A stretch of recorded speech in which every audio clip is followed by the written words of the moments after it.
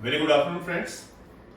Friends, I am Pankaj Kumar Jha in your corporate concept classes with a new topic, that is intercorporate loans, investment, guarantee and security.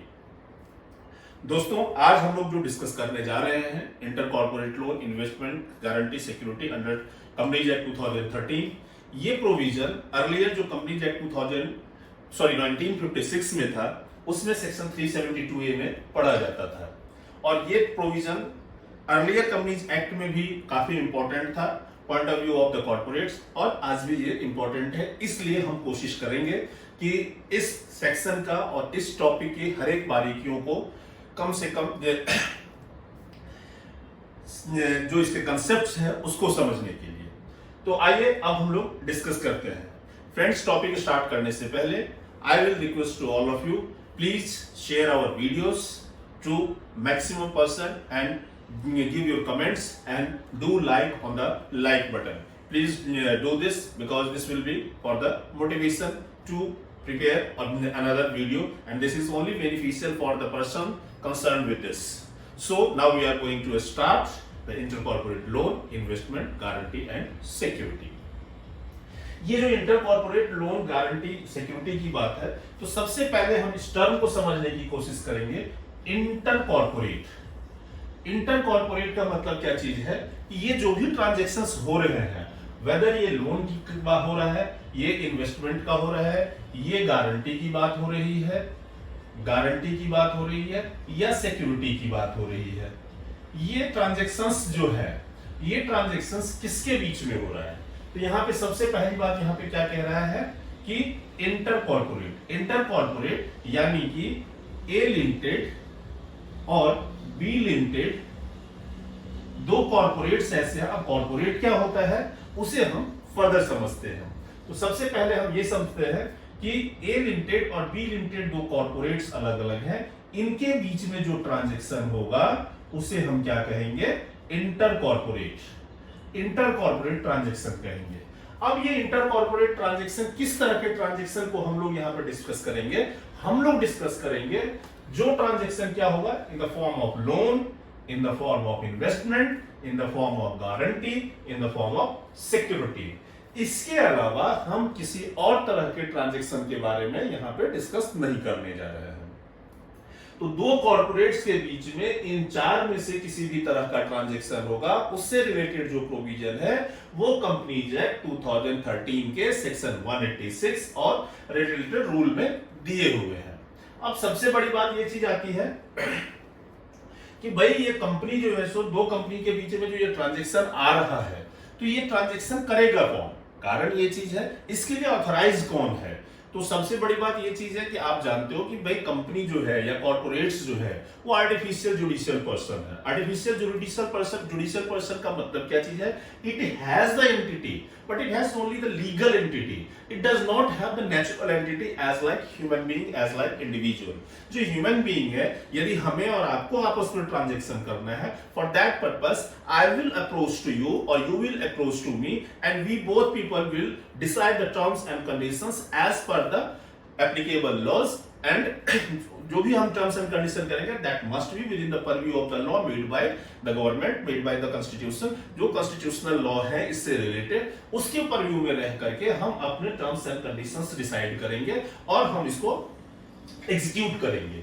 But inter corporate की बात करें, यानी दो corporate के बीच में, तो वे corporate में होता कौन है? कॉर्पोरेट में तीन लोग होते हैं। कॉर्पोरेट में या तो बोर्ड ऑफ डायरेक्टर्स के मेंबर होते हैं, या तो शेयर होल्डर्स या मेंबर्स होते हैं, या तो उसके जो है एम्प्लॉइज या ऑफिसर्स होते हैं। सॉरी, तो ऑफिसर तो जाएगा कौन? क्या यहाँ पे शेयर होल्डर्स जाएंगे? क्या यहाँ पे डायरेक्टर्स करेंगे ये काम, या कौन करेगा? या जो है सो यहां पे एम्प्लॉइज करेंगे। बेसिकली यही तीन जो है किसी भी कंपनी को चलाते हैं, इन्हीं के पास राइट और इन्हीं के पास रिस्पॉन्सिबिलिटीज होती है। जो भी आर्टिफिशियल पर्सन है उनको जो है सो रन करने के लिए, उनको ऑपरेट करने के लिए बेसिकली इन्हीं तीन के पास होती है। अब इन तीन के पास होती है, तो ये जो ट्रांजैक्शंस हैं, इन ट्रांजैक्शन को करने का पावर किसको दिया गया हुआ है और कहां दिया गया हुआ है? तो आपने इससे पहले पढ़ा था, जो हमारे अगले वीडियो में भी जो है सो आपने देखा था। यदि आपको उस चीज के बारे में देखना है तो आप हमारे इससे पहले का जो वीडियो है पावर ऑफ द बोर्ड, उसको डिस्कस कर सकते हैं। तो पावर ऑफ द बोर्ड जो है उसमें सेक्शन 179 है। सेक्शन 179 के सबसेक्शन 3 में list of powers of the board दिए गए हुए हैं, जिसमें आप देखो तो हम बात कर रहे थे क्या कि यहां पे क्या चीज है कि जो ये पावर किसके पास है। तो सेक्शन 179 में आपने देखा कि जो है सो बोर्ड के पास पावर है to invest fund, to borrow money. ये सारे पावर जो है सो सेक्शन 179 में किसके पास है, बोर्ड के पास है। और इवन आप देखोगे कि सेक्शन 179 में ये भी दिया गया हुआ है कि कुछ ऐसे पावर्स हैं जो कि कमिटी को डेलीगेट किए जा सकते हैं, जिसके लिए कमिटी बनेगी। तो वो पहले हमने देखा था कि कौन कौन से पावर जो है बोर्ड खुद एक्सरसाइज करेगा और कौन से पावर जो है वो बोर्ड को कमिटी को डेलीगेट कर सकती है। तो इनमें हमें कुल मिला के ये चीज देखना है कि सेक्शन 179 कहता है कि इस तरह के ट्रांजैक्शंस को करने के लिए पावर कौन एम्पावर्ड है, वो एम्पावर्ड है बोर्ड ऑफ डायरेक्टर्स। इनको किसने किया, सेक्शन 179 ने एम्पावर किया है। अब सिंपल सी बात ये चीज है क्या 179 में जो है सो एब्सोल्यूट पावर दिया गया है कि भाई जो बोर्ड ऑफ डायरेक्टर्स है वो दो कंपनी के बीच में इस तरह के इससे ऐसे ट्रांजैक्शंस जो है वो अनलिमिटेड कर सकते हैं, इस पे कोई लिमिट नहीं है, कोई अपर जो है सो उसमें रिस्ट्रिक्शन नहीं दिया गया। तो कहता नहीं जी, सेक्शन 179 में जो पावर्स दिए हुए हैं ये हम लोग अभी आगे डिस्कस करेंगे। वो कहता है क्या कि 186 में जो है उसमें कुछ लिमिटेशंस है, जो एक रिस्ट्रिक्शंस है कि इस लिमिट के बाहर जो करना है वो बोर्ड के पास वो राइट नहीं रहता है। तो उन्हीं चीजों को हम लोग आगे देखेंगे कि ये जो इंटर कॉर्पोरेट लोन है, इन्वेस्टमेंट है, गारंटी है, इन सब चीजों का रिस्ट्रिक्शन का जो पावर है वो पावर यहाँ पे क्या है, कुछ लिमिटेशन है जो बोर्ड करेगा। उसके बाद कौन करेगा, तो उसके बाद जो करता है उसे कहते हैं शेयर होल्डर।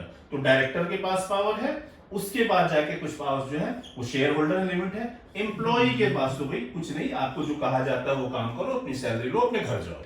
इनके लिमिटेशंस भी होती है बहुत ज्यादा, इस रिगार्डिंग इनका कोई भी पावर नहीं होता है। ये सिर्फ एग्जीक्यूट करने के लिए है, एम्पावर्ड ये नहीं है। तो अब यहाँ पे कुछ डेफिनेशंस हम लोग देखेंगे जो कि हमें आगे यूज आने वाला है। इस सेक्शन को, सेक्शन 186 जो हम लोग पढ़ने जा रहे हैं, उस सेक्शन 186 को जो हम यहाँ पे इंटरप्रेट करेंगे, जो हम इसको एनालाइज करेंगे, जो समझेंगे, उसमें जो है सो हमें क्या चीज होगा, इसमें कुछ डेफिनेशंस काम आएंगे। तो सबसे पहले सेक्शन 2 सबसेक्शन 43 में जो है एक डेफिनेशन दिया हुआ है फ्री रिजर्व का। फ्री रिजर्व क्या होता है, तो सिंपल सी बात ये चीज कहते हैं कि रिजर्व्स जो कि फ्री है। अब ये क्या है रिजर्व फ्री, जो कि as per last audited balance sheet company का जो होगा, जैसे आज के डेट में हमारा जो सब फाइनेंशियल ईयर क्या चल रहा है, फाइनेंशियल ईयर हमारा चल रहा है 2023-24। तो इसका जो है so last audited balance sheet क्या होगा, 2022-2023। ये हमारा लास्ट ऑडिटेड बैलेंस शीट होगा। बहुत सारी कंपनी में बैलेंस शीट ऑडिट हो भी गया होगा और कुछ ही कंपनी रह गए होंगे जहां पे अभी होना बाकी होगा, लेकिन हमारा लास्ट ऑडिटेड बैलेंस शीट यही लिया जाएगा आज के डेट के हिसाब से। तो यहां पे क्या चीज है कि 2022-23 के लास्ट ऑडिटेड बैलेंस शीट के हिसाब से वो फंड जो किसके लिए डिविडेंड अवेलेबल है, डिस्ट्रीब्यूशन ऑफ डिविडेंड के लिए। क्या है, डिस्ट्रीब्यूशन ऑफ डिविडेंड के लिए अवेलेबल है। जो फंड डिस्ट्रीब्यूशन ऑफ डिविडेंड के लिए अवेलेबल है, उन फंड को किसके लास्ट बैलेंस शीट के, अब जो ऑडिटेड बैलेंस शीट होगा उसमें डिस्ट्रीब्यूशन ऑफ डिविडेंड के लिए जो अवेलेबल होगा उसे जो है सो हम क्या कहेंगे, फ्री रिजर्व कहेंगे। लेकिन इस सेक्शन में जो डेफिनेशन का सेक्शन है, सेक्शन 2 सबसेक्शन 43, इस सेक्शन की प्रोविजोस भी दिए हुए हैं।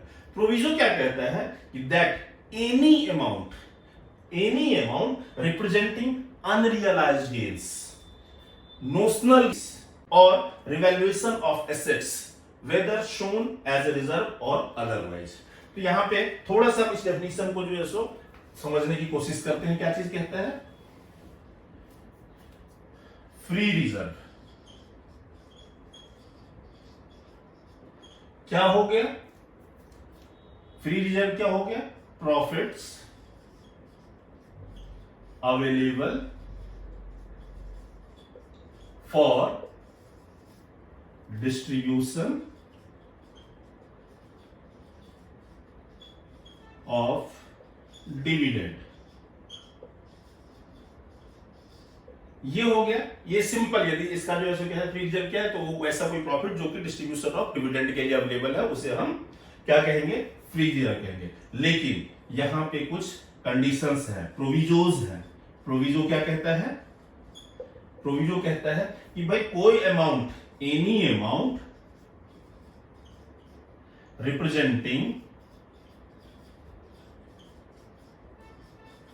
unrealized gains, unrealized gains,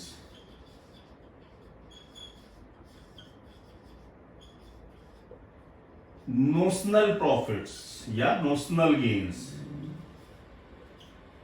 या revaluation of assets,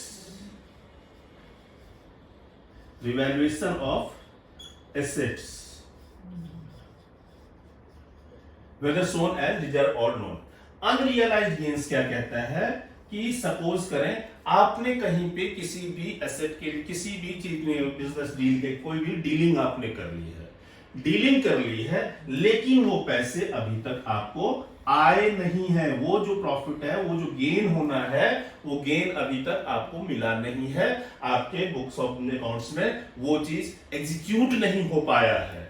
या कहता है नोशनल गेन। नोशनल गेन का मतलब क्या हुआ? जैसे मान लो फॉर एग्जांपल मैं बोल रहा हूं कि आपने कहीं पे सिक्योरिटीज में पैसा इन्वेस्ट किया हुआ है, सिक्योरिटीज में पैसा इन्वेस्ट किया हुआ है, और आज के डेट में क्या है कि आपका सिक्योरिटी जो है वो फ्लक्चुएट हो गया है, फ्लक्चुएट हो गया है, और आपने वहां पे 5 करोड़ इन्वेस्ट किया हुआ था, और आप यदि अपने उस सिक्योरिटीज के अकाउंट को देखते हो तो वो जो है 5 करोड़ के बदले में 5.5 CR हो चुका है। With due to fluctuation in the market आपकी सिक्योरिटी की वैल्यू बढ़ गई हुई है जिसमें कि आपने इन्वेस्ट किया हुआ था। तो लेकिन आपने उसको क्या किया, अभी तक रियलाइज नहीं किया है, यानी ये चीज क्या कहा जाएगा? नोशनल गेन कहा जाएगा। भाई ठीक है, हम नॉर्मल डेज में भी क्या करते हैं, शेयर्स में या बॉन्ड्स में या म्यूचुअल फंड्स में जो है क्या करते हैं कि इन्वेस्ट करते हैं, तो वही शेयर क्या होता है कि आज के डेट में आपने यदि लाख रुपए लगाया हुआ है, तो आज के डेट में क्या दिखता है, वो लाख रुपए कल मैंने लगाया था, आज शेयर मार्केट जो है सो उछाल मारा है, यहाँ पे जो है सो कुछ जो पॉजिटिव फ्लक्चुएशंस हुए हैं, तो आपका लाख रुपया जो है वो 1.5 लाख में कन्वर्ट हो गया है। तो 1.5 लाख में कन्वर्ट हो गया, लेकिन अभी आपने उसको जो है सो यहाँ पे पैसा अपने अकाउंट में तो नहीं लिया है, सेल आउट नहीं किया है। So this gain will be called notional gain. उसके बाद है रिवैल्यूएशन ऑफ एसेट। जो आपकी कंपनी में एसेट्स वगैरह हैं उनको आप रिवैल्यूएट करवाते हो, उससे कुछ जो है सो प्रॉफिट होता है, कुछ दिखता है। तो इन सब को क्या है, इन सब को नहीं लिया जाएगा इस रिजर्व के कैलकुलेशन में। इसकी वजह से जो प्रॉफिट हो रहा है, इसकी वजह से जो आ रहा है पैसा, उसको यहां पे नहीं लिया जाएगा। दूसरा कहता है कि any change in carrying amount of an asset or of a liability recognised in equity including surplus in profit and loss account on measurement of the asset or the liability at fair value shall not be treated as reserves। यानी कि यहां पे फिर क्या कह रहा है, any change in carrying of amount of an asset, carrying amount of an asset or liability, ऊपर जाए नीचे जाए, ठीक है, चाहे वो एसेट या लायबिलिटी का। ऑब्वियसली लायबिलिटी का ऊपर जाएगा तो लायबिलिटी आपकी बढ़ेगी, आपका प्रॉफिट कम होगा। तो यहां पे कहता है और अपनी liability recognised in equity including surplus in profit and loss account on measurement of the asset or liability at fair value shall not be treated as free reserve। यहां पे shall not को मैंने 2 बार पढ़ा, 3 बार पढ़ा, shall not be treated, यानी कि इस proviso के 2 जो क्लॉजेस दिए हुए हैं, पहला क्लॉज, ए क्लॉज तो ये हो गया, और बी क्लॉज में जो कह रहा है क्या कि change in carrying amount of equity of an asset or of a liability, तो ये जो दोनों चीजें हैं, इनके से होने वाले जो भी प्रॉफिट्स होंगे उनको आप रिजर्व में, फ्री रिजर्व में, जो रिजर्व में आप दिखाते भी हो, तो उस पैसे को जो है सो आप यहाँ पे रिजर्व में नहीं लोगे, फ्री रिजर्व में नहीं लोगे और नहीं मानोगे उसे कि प्रॉफिट्स अवेलेबल। आप रिजर्व में एंट्री भले कर दो, लेकिन उसे नहीं मानोगे कि profits available for distribution of dividend है, उसे रिजर्व में नहीं काउंट किया जाएगा। नेक्स्ट क्या है? Paid up share. फ्रेंड्स, आप लोगों ने जो देखा होगा कि जब आप बैलेंस शीट बनाते हो तो उसके लेफ्ट साइड में लायबिलिटी साइड होता है। लायबिलिटी साइड होता है, या आपने पहले भी पढ़ा होगा कि जो है सो जब शेयर कैपिटल को जो है सो हम करते हैं, whether that is equity share capital और प्रेफरेंस शेयर कैपिटल, तो वहां पे हम क्या कहते हैं, आप अपने बैलेंस शीट में देखो authorised share capital, authorised share capital होता है सबसे पहला। उसके बाद जाके क्या होता है? Issued share capital, subscribed share capital, paid up share capital. It means क्या है कि पेड अप शेयर कैपिटल कहते किसे हैं? पेड अप शेयर कैपिटल का मतलब ये चीज होता है कि आपकी कंपनी ने इशू किया, यहाँ पे भाई ऑथराइज तो हो सकता है कि जो 500 करोड़ का शेयर कैपिटल हो आपकी बैलेंस शीट में, लेकिन उससे कोई लेना देना नहीं होता है। उससे सिंपल नाम डिनोट करता है इसका कि कंपनी ऑथराइज्ड है, इतना शेयर वो इशू कर सकती है, वो जब करेगी तब करेगी। आज एक बार उसने क्या कर लिया, तो अथॉरिटी ले लिया। किससे ले लिया? गवर्नमेंट ऑफ इंडिया से अथॉरिटी ले लिया कि सर जी हमें जो है, हमारा लक्ष्य जो है वो कंपनी को बहुत बड़ा बनाने का है, तो कंपनी हम बहुत बड़ा बनाएंगे तो हमें आगे जाकर के जो है सो फंड्स की जरूरत पड़ सकती है। तो फंड्स की जब जरूरत पड़ेगी तो हम क्या करेंगे कि हम जो है अपने नंबर ऑफ शेयर होल्डर्स बढ़ाएंगे, नंबर ऑफ मेंबर्स बढ़ाएंगे। हम अपने नंबर ऑफ शेयर होल्डर्स बढ़ाएंगे तो सीधी सी बात है उनको हमें शेयर भी इशू करना होगा। हम लिस्टेड भी कंपनी को करेंगे, सिक्योरिटी स्टॉक मार्केट में जो हम अपने सिक्योरिटीज को लिस्टेड भी करेंगे, हम पब्लिक इशू भी निकालेंगे, और हम पब्लिक इशू निकालेंगे तो लोग हमारे शेयर को सब्सक्राइब भी करेंगे। शेयर सब्सक्राइब करेंगे तो फिर उस पे जो है सो वो पैसे भी देंगे। पैसे देंगे तो जितना उन्होंने सब्सक्राइब किया और उस पे जितना पैसा जो है सो दिया हुआ है, सपोज करो कि आपने 100 रुपीज का शेयर इशू किया हुआ है या 1000 रुपीज का पर शेयर आपने 1 लाख शेयर्स इशू कर दिया, 1000 रुपीज का शेयर आपने इशू कर दिया, इशू किया, उसमें उसे क्या हुआ, सब्सक्राइब किया। सपोज करो कि कंपनी की रेपुटेशन, आपका जो पर्पस था उस हिसाब से ठीक ठाक हो गया, 800 शेयर्स जो है सो लोगों ने सब्सक्राइब कर लिया। सब्सक्राइब कर लिया तो सीधी सी बात है लाख रुपए, सॉरी 1000 रुपीज का है तो यहाँ पे लाख शेयर आपने किया, मान लेते हैं इसी को 80,000 कर देते हैं। 80,000 शेयर लोगों ने इशू कर दिया है, 80,000 शेयर लोगों ने सब्सक्राइब कर दिया है। अब 80,000 शेयर सब्सक्राइब कर दिया तो इस पे पेमेंट भी करेंगे। पेमेंट करेंगे तो आपने पेमेंट के लिए टर्म रखा होगा कि भाई हमारे शेयर्स पे जो है 15 दिन, 1 महीना, 2 महीना में आपको इसमें पेमेंट करना है, या whenever you are calling for the payment of the subscribe shares. तो उस पे जो है ये 80,000 शेयर जो सब्सक्राइब किया था 1000 रुपए का, उस पे यदि आपके शेयर होल्डर ने क्या किया है 80,000 इंटू 1000 जो भी होगा 80,000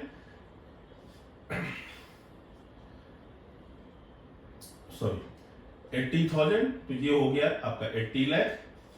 तो यानी कि लगभग 80 करोड़ का जो आपका जो भी अमाउंट आता है, 8 करोड़ 80 करोड़ जो भी अमाउंट आता है, उसमें से सपोज करते हैं क्या कि 50% जो है सो यहाँ पे पे कर दिया है, तो that amount will be called paid up share capital. तो यहाँ पे क्या कह रहा है, such aggregate amount of money credited as paid up as is equivalent to amount received as paid up in respect of shares issued, and also includes any amount credited as paid up in respect of shares of the company but does not include। तो इसका जो ये जो दिया हुआ ना such aggregate amount of money credited हुआ as paid up is equivalent to what, is equivalent to the amount received, यानी कि ये जो 50% रिसीव हुआ है उस अमाउंट को कहेंगे in the respect of shares issued, जो इशू किया, सब्सक्राइब किया और इशू किया है, ऑब्वियसली इशू करेंगे उतने ही सब्सक्राइब भी होगा। कभी कभी ओवर सब्सक्रिप्शन हो जाता है, लेकिन सीधी सी बात है कि ओवर सब्सक्रिप्शन होगा तो आपको बांटोगे उतना ही शेयर जितना आपने किया हुआ है, तो प्रो रेटा बेसिस में किया जाता है। ये शेयर कैपिटल का चैप्टर आपने जो पढ़ा होगा तो उसमें देखा भी होगा उस चीज को। And also includes any amount created as paid up in respect of shares of the company, but does not include any other amount received in respect of any such shares by whatever called. Means कि जो issue किया हुआ था उसके respect में जितना amount आपने receive किया हुआ है उसी अमाउंट को क्या कहा जाएगा, पेड अप शेयर कैपिटल। तो ये चीज तो यहाँ पे क्या हो गया, ये हो गया पेड अप शेयर कैपिटल। हमने दो डेफिनेशन देखा, एक देखा क्या कि फ्री रिजर्व, दूसरा क्या देखा paid up share capital. Next क्या चीज है यहाँ पे, बॉडी कॉर्पोरेट और कॉर्पोरेशन। जो हमने इंटर कॉर्पोरेट की बात कर रहे थे, तो बॉडी कॉर्पोरेट, बॉडी कॉर्पोरेट का मतलब क्या होता है, तो सेक्शन 2 सबसेक्शन 11 में डिफाइन किया गया हुआ है कंपनीज एक्ट के। क्या चीज कहा गया है, इट इंक्लूड्स, सबसे पहला ध्यान क्या रखेंगे आप, इंक्लूड्स। इंक्लूड्स मींस क्या है, ये इंक्लूसिव डेफिनेशन है। इंक्लूसिव डेफिनेशन है, इसका मतलब क्या हुआ, you all people know better, कि भाई यहां पे जो लिस्ट दिया जा रहा है ये तो होगा ही होगा, इसके अलावा और भी हो सकते हैं। इंक्लूसिव एक्सक्लूसिव का डेफिनेशन का मतलब इन शॉर्ट इन ब्रीफ यही होता है। तो इंक्लूड्स क्या है, ए कंपनी इनकॉर्पोरेटेड आउटसाइड इंडिया, यानी कि जो कंपनी, ए कंपनी, देखिए यहां पे क्या है, इट इंक्लूड्स ए कंपनी और incorporated outside India. It means company incorporated inside India को भी यहां पे क्या लिया जाएगा, तो होगा।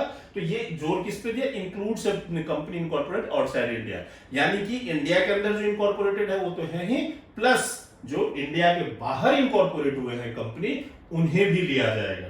But does not include a cooperative society registered under cooperative societies act, law relating to cooperative societies, and any other body corporate which the central government may by notification specify in this behalf। तो यहां पे क्या चीज कहता है कि body corporate, आपको simple ध्यान रखना है कि क्या है ये नहीं ध्यान रखना, बस क्या नहीं होगा उसको ध्यान रखना है। तो क्या नहीं होगा, वो कोऑपरेटिव सोसाइटी जो कि कोऑपरेटिव सोसाइटी एक्ट में जो रजिस्टर्ड है, और दूसरा क्या कहता है, जिसको कि गवर्नमेंट ऑफ इंडिया ने स्पेसिफाई कर रखा है कि it shall not be considered as body corporate, not being a company as defined in this act. तो कंपनी तो आएगा ही आएगा। तो जो कि कोई ऐसा ऑर्गेनाइजेशन जिसको कि गवर्नमेंट ऑफ इंडिया ने ये स्पेसिफाई कर रखा है, वो कंपनी नहीं होना चाहिए, कि ये बॉडी कॉर्पोरेट में नहीं आएंगे, तो वो प्लस कोऑपरेटिव सोसाइटी जो उस लॉ में रजिस्टर्ड है, इनके अलावा जो भी कंपनीज हैं, वेदर इनकॉर्पोरेटेड इन इंडिया और outside India, those all shall be considered as body corporate which is defined under section 2 subsection 11 of Companies Act 2013। तो ये कुछ डेफिनेशंस थे। इन डेफिनेशंस के बाद अब हम लोग चलते हैं प्रोविजन पे। प्रोविजन किस सेक्शन का है, section 186।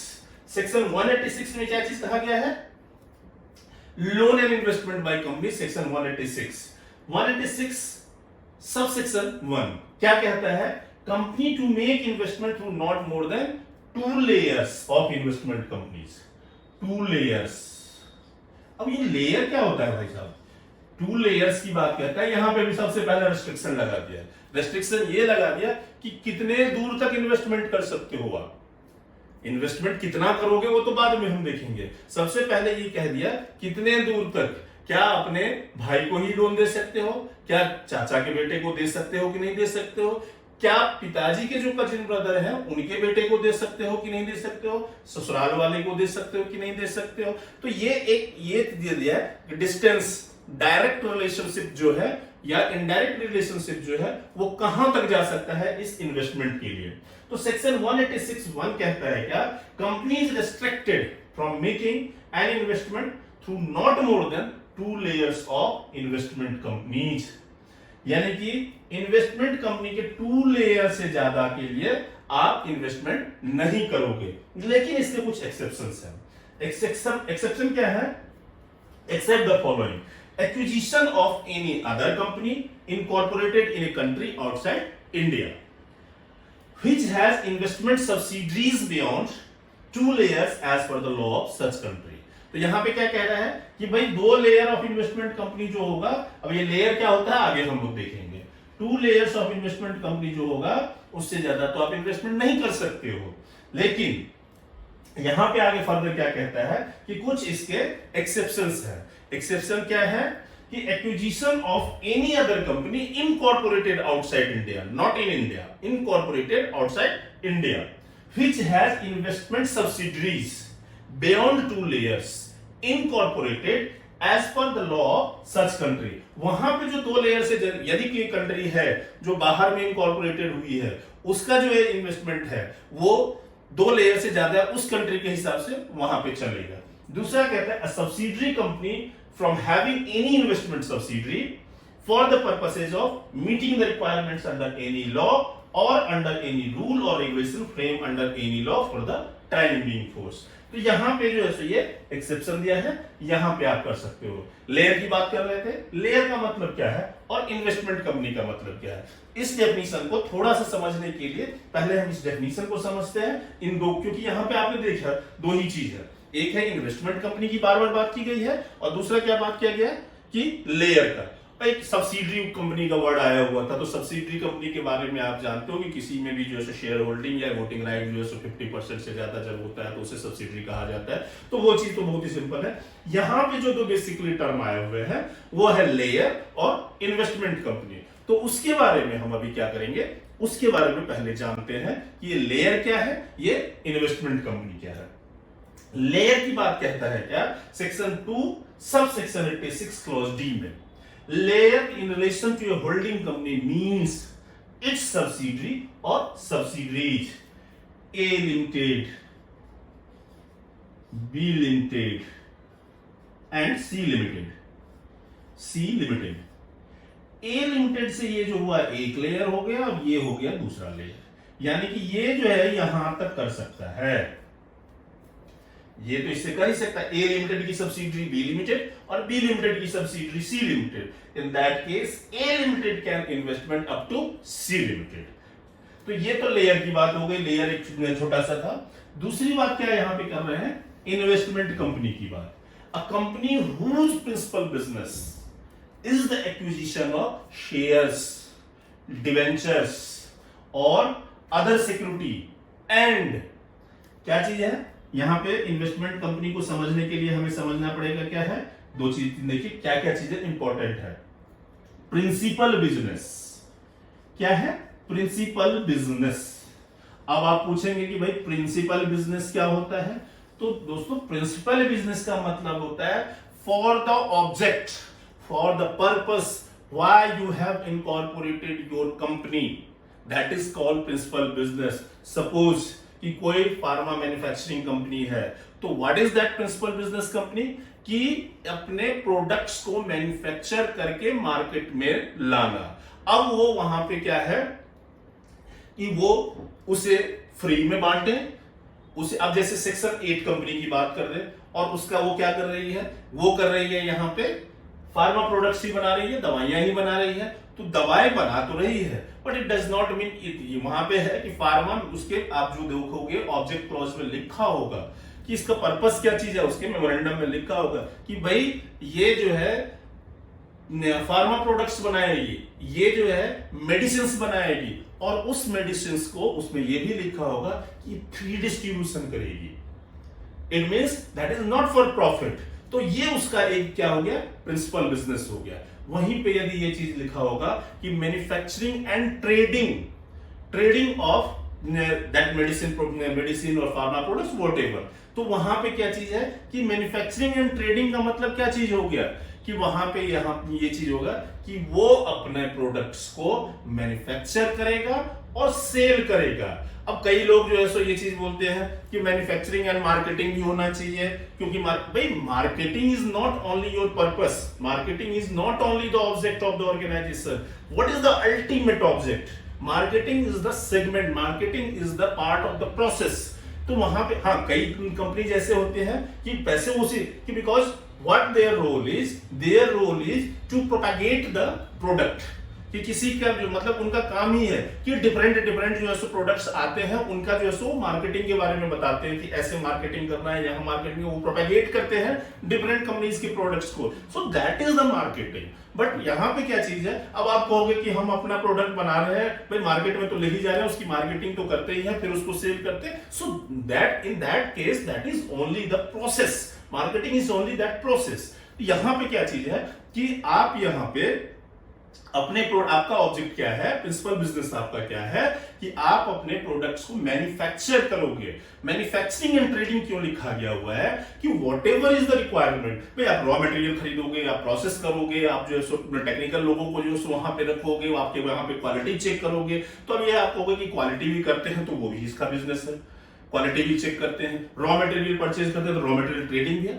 So those are not the principal business, that is not the main object. What आपका तो मेन है मैन्युफैक्चर करना। तो मैन्युफैक्चर आप करोगे तो आप अच्छे प्रोडक्ट्स बनाओगे, तो अच्छे रॉ मटेरियल खरीदोगे ही खरीदोगे उसके लिए, फिर उसके बाद जाके उसको बनने के बाद, उसके प्रोसेस होने के बाद क्वालिटी चेक भी आप इंश्योर करोगे। So these are the process. उसके बाद अब आपको ट्रेडिंग करना है, आपको सेल करना है, तो सेल करने के लिए आप वहां पे क्या चीज करोगे, सेल करने के लिए वहां पे आप अपना मार्केटिंग, आप मार्केट में प्रोपेगेट करोगे, अपने प्रोडक्ट्स को फैलाओगे। So marketing is their only process, purpose is what, purpose is trading. तो यहां पे क्या चीज कहता है, प्रिंसिपल, हम यहां पे थे इन्वेस्टमेंट कंपनी की बात कर रहे थे, तो इन्वेस्टमेंट कंपनी में प्रिंसिपल बिजनेस। तो प्रिंसिपल बिजनेस में क्या चीज है, whose principal business is acquisition of shares, acquisition of shares. अब यहां पे क्या है, एक्विजिशन ऑफ शेयर। अब कहोगे क्या कि भाई साहब ये एक्विजिशन ऑफ शेयर्स या डिवेंचर्स या बॉन्ड्स जो होते हैं, ये तो हम आप भी करते हैं। कि सिंपल सी बात ये चीज है कि चलो कुछ पैसे जो है सो कहीं से फंड्स आए हुए हैं, कुछ जो है सो सेविंग हो गई है, चलो जी शेयर में जो है सो डाल देते हैं, इन्वेस्ट कर देते हैं, शेयर जो है सो हमारे पास आ गए, तो हमने भी तो एक्विजिशन ऑफ शेयर्स किया।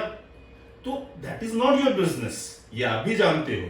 तो जिनका काम ही है कि इस एक्विजिशन से वो पैसे कमाएंगे, एक आप भी कमाते होगे, but that is not the sole purpose.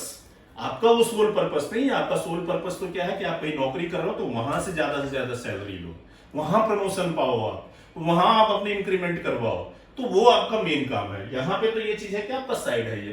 तो एक्विजिशन ऑफ शेयर्स, डिवेंचर्स और अदर सिक्योरिटीज, तो ये चीज क्या होगा, या एक्विजिशन ऑफ सिक्योरिटीज कैसे हो, acquisition. And a company will deem to be the principally engaged in the business of acquisition of shares, debentures or other security if its assets in the form of investment in shares, debentures or other securities constitute not less than 50% of that assets. Clear है यहाँ पे? Or if its income derived from investment business constitutes not less than 50% as a proportion of its gross income. तो कब कहा जाएगा कि investment का business है आपका, ये तब कहा जाएगा, अब क्लियर होगा आपको इन्वेस्टमेंट कंपनी के बारे में, कि वो कंपनी जिनका प्रिंसिपल बिजनेस क्या है, एक्विजिशन ऑफ सिक्योरिटीज है। अब तो यहां पे तक आगे खत्म हो गया कि ये होगी इन्वेस्टमेंट कंपनी। तो उसने कहा क्या कि भाई इन्वेस्टमेंट तो मैं भी करता हूं, हम भी करते हैं, मेरे भाई भी करते हैं, मेरी वाइफ भी करते हैं, मेरे हस्बैंड भी करते हैं, सब लोग करते हैं, तो क्या हम भी जो है सो इन्वेस्टमेंट बिजनेस में है?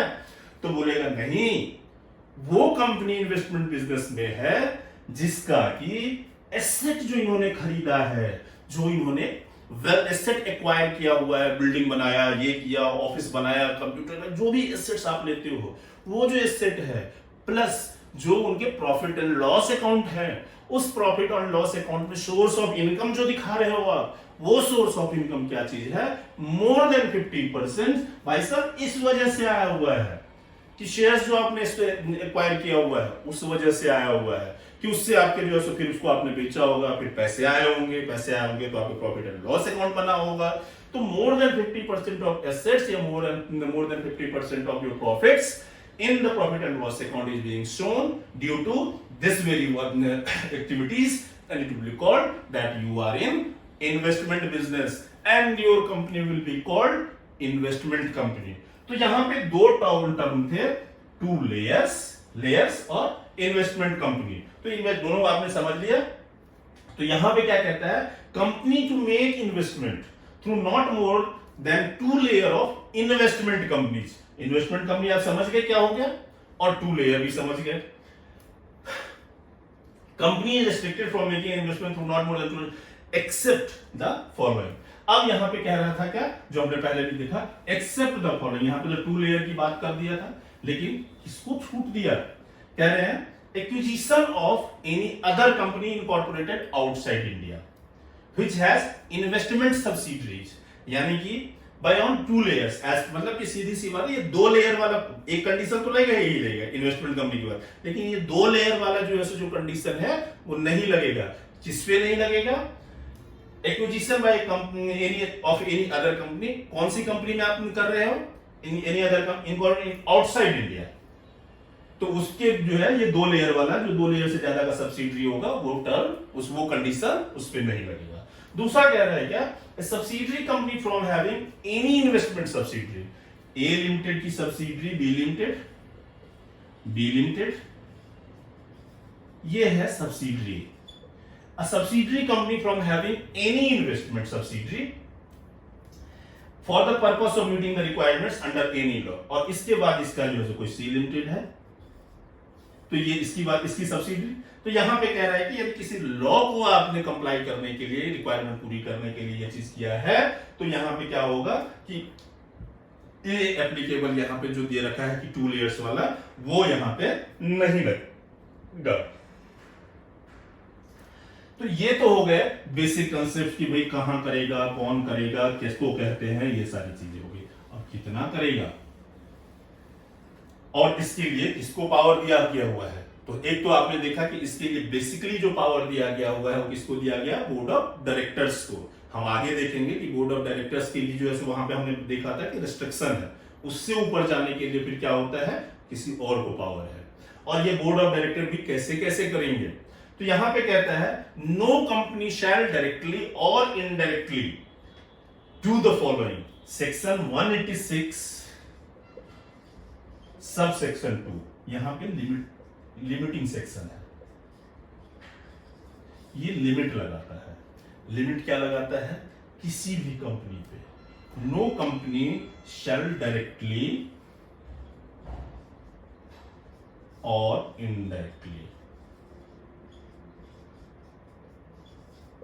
नो कंपनी, यानी कि किसी को नहीं यहां पे बक्सा हुआ है, सबको जो है यहां पे क्या कहा गया कि सबको ब्लैंकेटली जो है यहां पे लिमिट कर दिया गया हुआ है। तो नो कंपनी शैल डायरेक्टली और इनडायरेक्टली क्या नहीं करेंगे, give any loan, give any loan to any person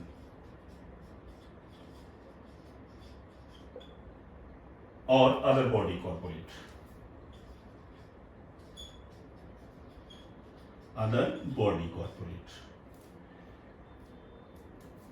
give any guarantee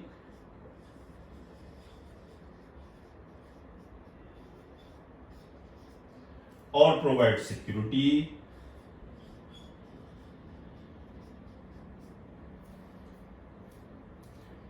in connection with a loan, in connection with a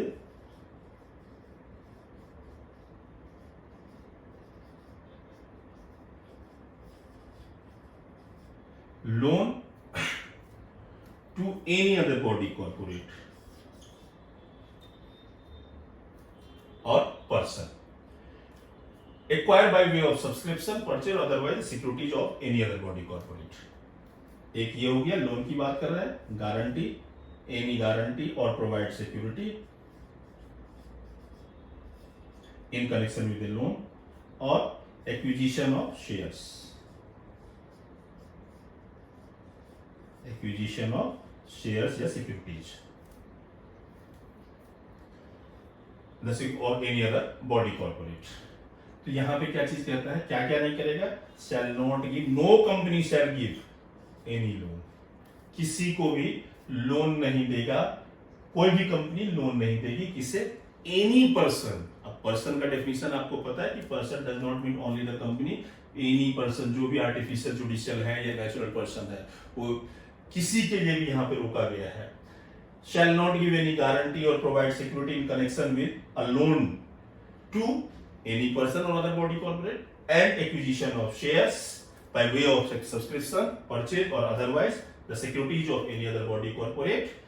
तो लेकिन इसमें ये जो कह रहा है ना, ये तीनों चीज, इस तीनों चीज में क्या कह रहा है, exceeding 60% of its paid up capital, exceeding 60% of its paid up capital, free reserve and securities premium account। यानी कि ये तीनों जो दे रखा है कि लोन नहीं देगा, गारंटी नहीं देगा, सिक्योरिटी नहीं प्रोवाइड करेगा, एक्विजिशन ऑफ शेयर्स नहीं करेगा, कहां तक, यानी कि आप इसको आप थोड़ा सा भी दूसरी तरफ ले जाओ तो कर कोई भी कंपनी कर सकती है। कहां तक कर सकती है, अप टू 60%। इसके लिए कुछ नहीं पूछने की जरूरत है। यहां तक आप लोग ये सोचते हो कि मैं किसी को नहीं दे सकता है तो जो है फिर कंपनी चलेगी कैसे, क्या बार बार जो है बोर्ड ऑफ डायरेक्टर तो कंपनी के जो नीचे है उनके पास कोई पावर नहीं है, तो फिर क्योंकि यहाँ पे वर्ड तो दे दिया एनी पर्सन, तो कहते हैं नहीं जी 60% या उससे ऊपर जब आपको जाना है तब ये रिस्ट्रिक्शन लगा हुआ है, तब ये लिमिटेशन लगा, ये लिमिटेशन सेक्टर है। और लिमिटेशन का मतलब आप एक चीज समझ रहे हैं, limitation is always positive. Always positive की मतलब क्या चीज है कि हम देंगे आपको पावर, कुछ हमारी बातें मान लो। यानी कि क्या, बच्चे कहते हैं कि हमें ये चाहिए, हमें वो चाहिए, माँ बाप मना करते हैं, नहीं नहीं ऐसा नहीं मिलेगा, तो इसका मतलब थोड़ी ना कि बिल्कुल ही नहीं देते हैं। कहते हैं देंगे, तुम ये करके लाओ, तुम साइकिल बोल रहे हो, हम तुम्हें मोटरसाइकिल दिलवाएंगे। तो यहां पे वही चीज है, कह रहा है क्या कि कब नहीं करेगा, जब ये 60 ये जो है ना paid up share capital, free reserve, securities premium account, इन तीनों का एग्रीगेट, यदि ये अमाउंट इन तीनों के एग्रीगेट से 60% से ऊपर चला जाए तो उस केस में क्या कहता है, या एक तो ये दिया, या 100% of paid up share capital, sorry free reserve and securities premium account and securities premium account, या तो 60% of paid up share capital या फ्री रिजर्व और एंड सिक्योरिटीज प्रीमियम, या 100%। इन दोनों में से जो ज्यादा होगा वहां तक कर सकते हो। लेकिन यहां पे कह रहा है क्या कि आपको करना क्या पड़ेगा, if aggregate of the loans and investments so far made, the amount for which guarantee security provided exceeds 60% of its paid up capital, free reserve security, previous authorization of special resolution is required। यहां तक तो board के पास देखा, हमने starting में देखा था कि सेक्शन 179 कह रहा था बोर्ड के पास पावर है, लेकिन इस लिमिट तक दो। अब बोर्ड, और बोर्ड का रेजोल्यूशन कैसा होना चाहिए, यूनानिमस रेजोल्यूशन। यूनानिमस का मतलब क्या होगा, एक भी पर्सन इसके अगेंस्ट में वोट नहीं करेंगे, जो भी वोट करेंगे इसके फेवर में वोट करेंगे। लेकिन इस लिमिट से जैसे ही आप बाहर जाते हो, व्हिचएवर इज मोर, जैसे ही इससे बाहर जाते हो वैसे ही आपको क्या करना पड़ेगा, स्पेशल रेजोल्यूशन पास करना पड़ेगा, और वो भी प्रीवियस ऑथराइज। ये करने से पहले इस लिमिट से बाहर जाओ, रुक जाओ, आप लोग रुक जाओ, आपको चाहिए लोन, हम देने को तैयार है, लेकिन हमारी भी कुछ लिमिटेशंस है। क्या लिमिटेशन है, बोर्ड कहेगा भाई साहब एक मीटिंग बुला लेते हैं ना शेयर होल्डर्स की, शेयर होल्डर्स की मीटिंग बुलाते हैं, उनको जो है क्या कहते हैं पूछ लेते हैं, वो यदि कहते हैं कोई बात नहीं है, पैसा तो उन्हीं का है, यहां तक तो उन्होंने हमें पावर दिया हुआ था, अब हमारे पावर से बाहर की बात है, हम उनके देखभाल कर रहे थे, अब इससे ज्यादा हमारा पावर नहीं है, हम कैसे दे दें आपको। तो वहां पे कहता है ठीक है जी, हम शेयर होल्डर्स को बुला लेते हैं, उनसे परमिशन ले लेते हैं, वो परमिशन देंगे, हम इशू कर देंगे, हम सिक्योरिटी दे देंगे, हम गारंटी दे देंगे। तो ये सेक्शन 186 में कहा गया हुआ है। 186(2) में कहा गया है इतना, 186 में कहा गया इतने के बाद तो ये कर लो। अब 60% और 100% के लिमिट का एग्जेम्पशन भी है। किसको एग्जेम्पशन है ये नहीं है, मैंने जो यहाँ पे सब बात आ रही थी ना कि जो आप इस बोर्ड से रेजोल्यूशन पास कराओगे, सब कुछ कराओगे, इससे ज्यादा नहीं कर सकते, तो जनरल में, लेकिन कुछ एग्जेम्पशंस भी दिए हुए हैं। ये 60% और 100% वाला एग्जेम्पशन नहीं लागू होगा। किसको नहीं लागू होगा, जो एग्जेम्पशन की बात हम कर रहे हैं। एग्जेम्पशन कहता है by company to its wholly owned subsidiary company or a joint venture, or acquisition is made by holding company by way of subscription, purchase or otherwise of the securities of its wholly owned subsidiary company। यानी कि WOS and holding, इनके बीच में जो transaction हो रहा है उस transaction के केस में या ज्वाइंट वेंचर्स के केस में, और दूसरी इनके केस में क्या चीज कहता है कि इनके केस में किसी भी तरह का जो 60% और 100% वाला शर्त है वो लागू नहीं होता है, उसके लिए एग्जेम्पशन है। लेकिन कुछ शर्तें हैं कि डिस्क्लोजर इन फाइनेंशियल स्टेटमेंट करोगे, company shall disclose in the financial statement the full particulars and the purpose of utilisation of the loans given, investment made and और गारंटी गिवन और security provided. Such disclosure has to be in the board's report also. Loan investment made to be made with the approval of all the directors board meeting and prior to financial institution. यदि किसी financial institution से आपने पहले से loan ले रखा है और आप ये सब चीज करने जा रहे हो तो आपको उस फाइनेंशियल इंस्टीट्यूशन से भी क्या करना पड़ेगा, अप्रूवल लेना पड़ेगा। ये सेक्शन 186 के सबसेक्शन 5 में कहा गया हुआ है। अब सेक्शन 186 सबसेक्शन 186 सबसेक्शन 6 की बात करते हैं, read with rule 11 of the company meetings of the board and powers rule.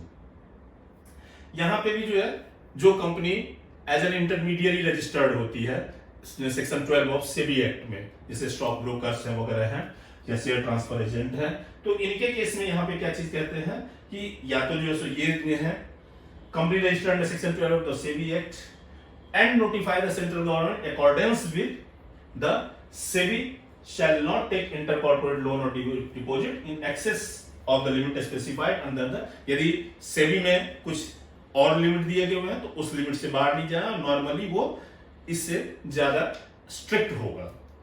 Such company shall furnish in its financial statement details of such loan or deposit. Rate of interest जो loan और deposit provide करेंगे या investment करेंगे उसका rate of interest क्या होगा, not lower than the prevailing yield of 1 year, 3 year, 5 year or 10 year government security deposit to the tenor of the loan. Default subsists with respect to payment of deposits. Company is in default, section 186(8) क्या कहता है, company is in default in the payment of any deposit accepted before or after the commencement of the Companies Act or in payment of this interest thereon shall be prohibited from transaction under section 186। मतलब भैया पहले जो है खुद ठीक तो रहो, ये नहीं कि आज लोन लिया फिर ले लिया, इन्वेस्टमेंट किया फिर कर दिया। ये पहले जो लोन डिपॉजिट वगैरह हैं उन सब चीजों को यदि आपने जो है डिपॉजिट कहीं पे एक्सेप्ट किया हुआ है तो उसमें कोई डिफॉल्ट नहीं होना चाहिए, उनके इंटरेस्ट पेमेंट में डिपॉजिट नहीं एक्सेप्ट कोई डिफॉल्ट नहीं होना चाहिए। ये नहीं कि इधर से डिपॉजिट एक्सेप्ट करते जा रहे हैं और इधर हम कह रहे हैं कि हम इन्वेस्टमेंट करेंगे, इधर लोन करेंगे और उनका पैसा आप चुका ही नहीं रहे हो। तो ये कह रहा है कि उसमें किसी भी तरह का डिफॉल्ट नहीं होना चाहिए। तो ये दोस्तों ब्रीफ में हमने सेक्शन 186 को देखा, जिसको कि inter corporate loan investment guarantee security की बात कर रहे थे, इसे हमने ब्रीफ में देखा है। I hope that all the concepts related to this has been clear to all of you, and in case you think that there is more clarification is required, please write to us in our comment box or our email ID, that is cc.pkjha@gmail.com, at our corporate concept classes. Phone number is also mentioned, that is 9720006036। आप इन सब पे जो है हमें discuss कर सकते हैं। And again we will request to please increase the subscribers, share the videos and get the benefits of free lectures। तो सेक्शन 186(8) में हमने देखा क्या कि यदि डिफॉल्ट डिपॉजिट वगैरह में है तो वो जो है कोई भी पर्सन इस तरह से इन्वेस्टमेंट लोन वगैरह नहीं कर सकता, सेक्शन 186 का। फर्दर अब सेक्शन 186 के clause sub section 9 rule 12 of the company meeting end of the board and powers rules जो कहता है उसमें रजिस्टर की बात करता है। तो भाई रजिस्टर जो है आपको एक फॉर्म MBP 1-2 में मेंटेन करना पड़ेगा, जो कि सेपरेटली होगा, जिसमें particulars of loans, guarantee, security, acquisition, सारी चीजों की एंट्री जो है सो बिल्कुल क्लियरली अलग से की जाएगी। एंट्री जो होगी वो जो भी इस तरह की एक्टिविटी होगी उसके 7 डेज के अंदर में करना होगा, कि जैसे कि आपने लोन दिया, गारंटी दी है, सिक्योरिटी प्रोवाइड किया है, उसके 7 दिन के अंदर में within 7 days of the loan, guarantee और सिक्योरिटी आपको वहां पे एंट्री करनी पड़ेगी in that register in MBP 2। The register shall be kept at the registered office of the company and shall be open to inspection for the at such office. Permanently इसे preserve किया जाएगा। इसके लिए ऐसा नहीं है कि जो 7 साल या 8 साल या 3 साल, इसे परमानेंटली प्रिजर्व किया जाएगा। Usually these registers are preserved in the custody of the company secretary of the company. In case the company does not have company secretary, then the person authorized by the management or the board, the entries in the register shall be authenticated by the company secretary of the company or by any other person, as if the company does not have the company secretary, then the person authorized by the board in this year. The extract from the registers maintained may be furnished to any member of the company on payment of such fee as prescribed in the article of the company, not exceeding 10 rupees for each page. तो usually क्या चीज होता है कि यदि आपको किसी को एक्सट्रैक्ट चाहिए तो 10 रुपए एक पेज कर दो और एक्सट्रैक्ट आप ले जा सकते हो। नॉन एप्लीकेबिलिटी ऑफ सेक्शन 186, तो ये तो हो गया रजिस्टर वगैरह की बात कहते हैं। अब क्या कह रहा है कि सेक्शन 186 की non applicability, non applicability section 186 sub section 11 में डिस्कस किया गया है। Except provisions of subsection 1, no provision of section apply to the following: any loan made, guarantee given, security provided or investment made by a banking company। ये अभी हम जो नाम देख रहे हैं, बैंकिंग कंपनी, इंश्योरेंस कंपनी और housing finance company, basically reason क्या है इसका? Because these company have principal place of such thing, जो कि हमने वहां भी पढ़ा था। वहां पे तो इन्वेस्टमेंट की बात की थी, यहाँ पे वही चीज कहता है कि जिनका काम ही है लोन फाइनेंसिंग का, तो उनको आप इसमें क्या रेस्ट्रिक्शन लगाओगे? To any investment made by an investment company, made in shares allotted in pursuance of section 62 of 1A or in shares allotted in pursuance of right issues, made in respect of investment or lending activities by NBFC registered companies. Exemption from applicability of section 186 to government company। तो government company है, ये तो सरकार की ही company है, सरकार के ही बनाए नियम है, तो इनको बड़े सारे प्रिविलेजेस मिलते हैं। आप उठा करके जो पूरा कंपनीज एक्ट देखोगे तो लगभग मैक्सिमम सेक्शंस में कुछ ना कुछ इनको प्रिविलेजेस मिले हुए हैं। इन view of the central governments notification dated 5th June 2015 under section 462 of the companies act, section 186 shall not apply to government company engaged in defense production and a listed government company in case such company obtains approval of the administrative ministry before making any loan or giving any guarantee or providing any security or making any investment under the section। यानी कि क्या कहता है कि ये जो आप यहाँ पे बोल रहे थे कि 60% और 100% के केस में आपको बोर्ड रेजोल्यूशन या prior approval of special resolution लेना पड़ेगा। यहाँ पे कह रहा है कि भाई वो सब कुछ नहीं, ठीक है, अपनी जगह पे है। आप यहाँ पे यदि बेसिकली आप देखें तो शेयर होल्डर्स इसमें गवर्नमेंट ऑफ इंडिया ही होते हैं, जो एडमिनिस्ट्रेटिव मिनिस्ट्री वही होती है।